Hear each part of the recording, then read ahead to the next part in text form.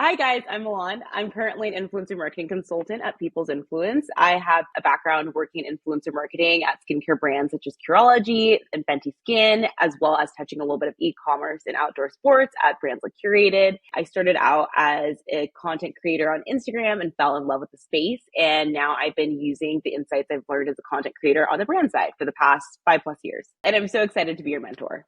So it would really depend on the brand's goals and what they're looking for. So with influencer marketing, if you're dealing with a more established brand, or sometimes it will also depend on the industry that the brand is in. So for example, for brands under, the beauty space, sometimes brands will want to look at more of those brand awareness metrics, such as impressions, those vanity metrics such as, amount of comments, engagement, things like that. I feel like those can be very important to look at within that space.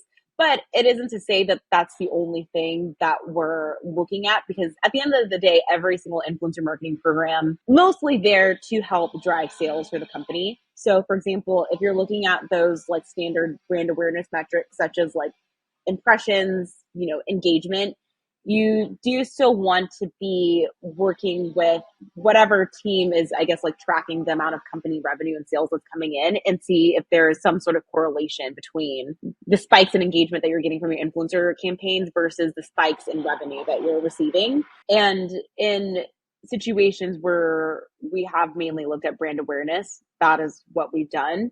In terms of brands that are looking more at, those, direct conversions, then for that, I guess it really depends on the company and like what they're valuing at the time. Something that I'm seeing a lot more is ROAS, for influencer marketing. It is not always my favorite metric to use for influencer marketing, just because influencer marketing, it's a very special marketing channel in itself where it requires a lot of testing and learning. And not every viewer on social media is going to buy a product the first time that they see it.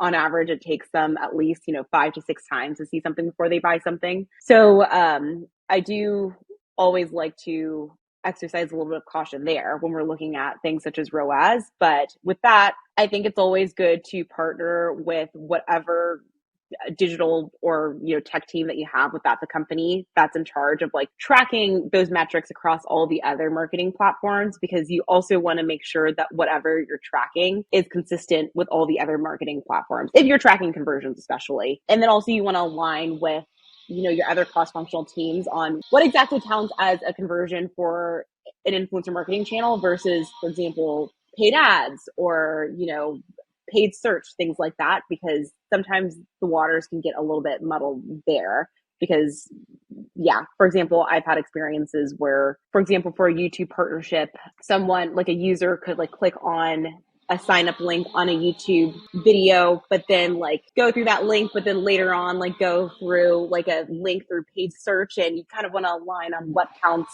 for that conversion there. So I think definitely communicating with your cross-functional teams and who is also managing the influencer teams, who's above that, whether or not it be your director of marketing or your CMO. You definitely want to make sure that it's consistent across all the other teams that you're working with.